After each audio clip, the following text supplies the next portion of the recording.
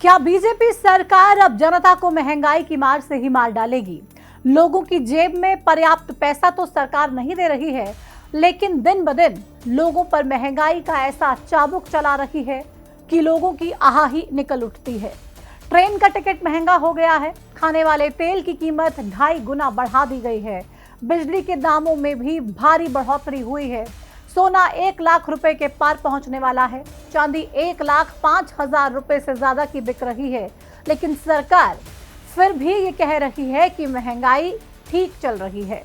हरियाणा में पिछले 10 दिन में ही सरकार ने लोगों पर महंगाई की एक के बाद एक कर कई चाबुक चलाई, जिसके बाद अब प्रदेश की जनता महंगाई से कर्राह रही है और ये कह रही है कि सरकार अब तो बस करो। लगातार बढ़ती महंगाई के बाद सवाल यही उठ रहे हैं कि आखिर इतनी महंगाई क्यों? क्या सरकार अपने खाली होते खजाने को भरने की कोशिश में लग गई है या फिर प्रदेश में कोई मंदी चल रही है? बिजली का बिल बढ़ाना, खाने के तेल की कीमतें बढ़ाना और सफर को महंगा बनाकर सरकार आम जनता पर इतना बोझ आखिर क्यों डाल रही है?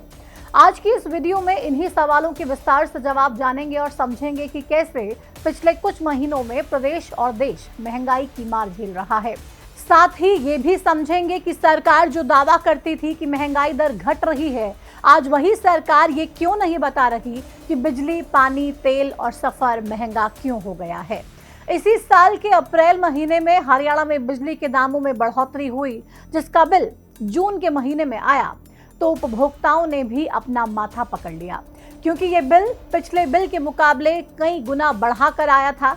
अभी उपभोक्ता ये सोच ही रहे थे कि बढ़े हुए बिजली बिल को कैसे भरा जाए कि इतने में केंद्र सरकार ने ट्रेन से सफर करना महंगा कर दिया। ट्रेन टिकट के दाम 20 से 30 रुपए तक बढ़ा दिए गए। अब जब लोग बिजली और सफर की बढ़ी कीमतों के हिसाब से अपना बजट सेट करने की प्लानिंग कर रहे थे, कोशिश कर रहे थे, कि तभी सरकार ने एक और झटका लोगों को दे दिया। तेल के दाम 2.5 गुना बढ़ा दिए गए। बीपीएल परिवारों को तेल की 2 लीटर की बोतल जो एक दिन पहले 40 रुपए में मिल रही थी, अब वही बोतल 100 रुपए में देने का सरकार ने फैसला किया। अब सरकार ने अचानक से दाम इतने ज्यादा क्यों बढ़ा दिए, ये कोई भी समझ नहीं पा रहा है। हालांकि तेल के दाम बढ़ाने को लेकर खाद्य आपूर्ति विभाग के अधिकारी इसके पीछे जो तर्क दे रखे हैं वो ये है कि बाजार भाव में तेजी आ गई है। लेकिन अधिकारी कौन से बाजार भाव की बात कर रहे हैं? बाजार भाव बढ़ने से सरकार कभी किसानों की फसलों का भाव तो नहीं बढ़ाती है। जब आटा एक ही साल में 40% तक महंगा हो जाता है, तब भी सरकार किसानों की गेहूं की फसल में महज 150 रुपए प्रति क्विंटल की बढ़ोतरी करती है। यही जिस सरसों के 2 लीटर के तेल की कीमत सरकार ने सीधे 2.5 गुना बढ़ा दी, उसी सरसों की फसल के दाम इस साल सरकार ने महज 400 या 500 रुपए प्रति क्विंटल के हिसाब से बढ़ाए। ऐसे में जिस बिजली के दाम को बढ़ाकर सरकार ने जनता को 440 वोट का झटका दिया है, उसी बिजली के गर्मियों के मौसम में इतने कट लग रहे हैं कि लोग पसीना पसीना हो उठे हैं। ग्रामीण क्षेत्रों में तो सरकार दिन के समय में बिजली काट के रखती है, वहीं शहरों में भी औसतन 10 से 12 घंटे ही बिजली मिल पा रही है। हालांकि सरकार कई सालों से 24 घंटे बिजली देने का दावा करती आई है। शायद कई गांव में मिल भी रही हो, लेकिन जिन लोगों को 24 घंटे बिजली नहीं मिल रही और उनका बिजली बिल बढ़ाकर इस बार उनको मिला है, उनका क्या? खैर, सरकार ने जो बिजली के रेट बढ़ाए हैं उसे भी समझ लीजिए। 1 अप्रैल से लागू नियमों के मुताबिक घरेलू बिजली की श्रेणी 1 और श्रेणी 2 के उपभोक्ताओं के 2 नए स्लैब्स बनाकर न्यूनतम मासिक शुल्क हटाने के साथ ही पहली बार फिक्स चार्ज लगाकर बिल आ रहे हैं। मीडिया रिपोर्ट्स के मुताबिक बिजली दरों की स्लैब में बदलाव किए जाने और प्रति किलोवाट फिक्स चार्ज लगाए जाने की वजह से उपभोक्ताओं के बिल 12 से 30% तक बढ़ गए हैं। सबसे ज्यादा मार 5 किलोवाट के कनेक्शन धारकों पर पड़ी है।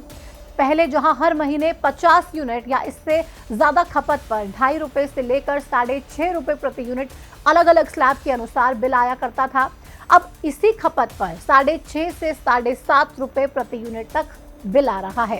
हालांकि हरियाणा के बिजली मंत्री अनिल विज ये कहते हैं कि 10 साल बाद पहली बार बिजली की दरों में मामूली बढ़ोतरी की गई है।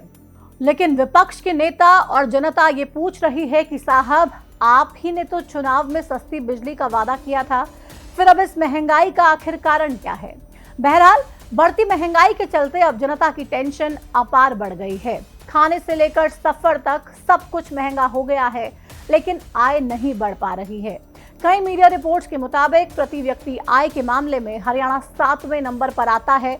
वहीं बेरोजगारी के मामले में हरियाणा टॉप 3 प्रदेशों की लिस्ट में शुमार है।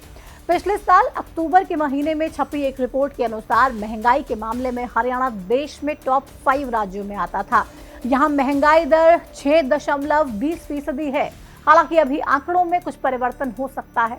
अब आप जरा ये सोचिए कि जिस प्रदेश में महंगाई से जनता पहले ही जूझ रही हो, बेरोजगारी जनता की आस तोड़ रही हो, प्रति व्यक्ति आय भी कम हो, ऐसे प्रदेश में अब फिर से जनता पर महंगाई का चाबुक चला दिया जाए तो जनता आखिर क्या करेगी? अब इसे आप हरियाणा की विडंबना कहिए या फिर सरकार की तानाशाही, वो हम आप पर छोड़ते हैं। लेकिन इतना जरूर कहेंगे कि सरकार को एक बार उन 70% बीपीएल जनता के बारे में जरूर सोचना चाहिए, जिनके लिए अभी 3 टाइम का खाना अरेंज कर पाना ही बेहद मुश्किल हो रहा है। ऐसे में अगर सरकार हर चीज को 2.5-3 गुना बढ़ा देगी, इतना महंगा कर देगी, तो वो लोग एक टाइम के खाने के लिए भी परेशान हो जाएंगे। वो एक वक्त की रोटी भी वो कैसे नसीब कर पाएंगे? इसके लिए लगातार सोचते रहेंगे, परेशान रहेंगे और इसका हल निकालने की कोशिश करते रहेंगे।